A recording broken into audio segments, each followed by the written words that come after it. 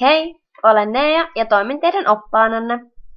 Olympiastadion on lähellä Helsingin keskustan ydintä. Sinne on helppo päästä monilla kulkuneuvoilla. Pihalla on muun muassa parkkipaikkoja sekä sinne kulkee raitiovaunut että linja-autot.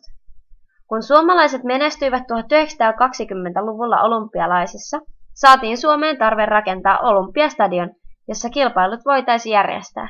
Vihdoinkin Helsingissä järjestetään olympialaiset, koko kansaa iloitsi. Stadion säätiö alkoi rakennuttamaan stadionia kesäolympialaisia varten. Olympiastadionin rakennusta varten järjestettiin arkkitehtikilpailu, jonka voittivat Yrjö Lindegren ja Toivo Jäntti.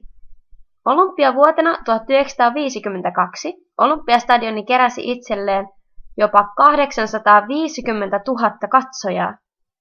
Olympiastadion on yksi tärkeimmistä rakennuksista Suomessa. Olympiastadionia on sanottu kauneimmaksi stadioniksi. Tasavallan presidentti Kyösti Kallio vihki stadionin. Kansalaiset, Suomella on nyt merkkipäivä, kun pääkaupunkiimme rakennettu stadion avaa porttinsa suuren isänmaallisten juhlien ja jalon kilvoittelun tyyssijaksi. Vihkiäisjuhla päättyi maamme lauluun. Olympiakisat järjestettiin kesäkuussa samana vuonna, jolloin urhea Paavo Nurmi toi stadionin Nemalian olympiatulen, josta sen vei torniin Hannes Kolehmainen. Paavo Nurmi oli viimeinen soihdunkantaja, ja kukaan ei tiennyt, että hän tuo tulen. Kun Nurmi saapuu soihdun kanssa, koko stadioni hiljeni, ja monet jopa liikuttuivat kyyneliin nähdessään hänet. Paavo oli nyt kuuluisa. Olympiastadionin luona on Turusta juoksemaan lähteneen maailmallakin tunnetun lentävän suomalaisen, eli Paavo Nurmen patsas, jota voi käydä ihailemassa. Paavo Nurmen ohjenuorana oli, kun juoksee aikaa vastaan, ei tarvitse kiriä. Muut eivät kestä mukana vauhdissa, joka on tasaisen kovaa loppuun asti. Tällä ohjeella Paavo Nurmi sai 3 olympiakisoissa jopa 9 kulta- ja 3 hopeamitalia. Paavo Nurmi on tehnyt monia ennätyksiä urheilussa maailmalla sekä samalla tehnyt Suomea tunnetummaksi. Kilpailun jälkeen kaiverrettiin kultamitalit saaneen urheilijoiden nimet marmoriseen tauluun ja asetettiin pääkatsomoon. Koko Suomen kansa sai seurata kilpailuja.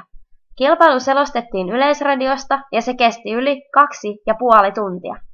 Olympiastadionilla oli 1952-luvulla 70 000 paikkaa, joka ylittyi olympiavuotena. Mutta suuren korjauksen jälkeen 1900-luvulla paikkoja purettiin ja nykyään niitä on vain 39 000. Olympiastadionin torniin on mahdollisuus päästä katsomaan.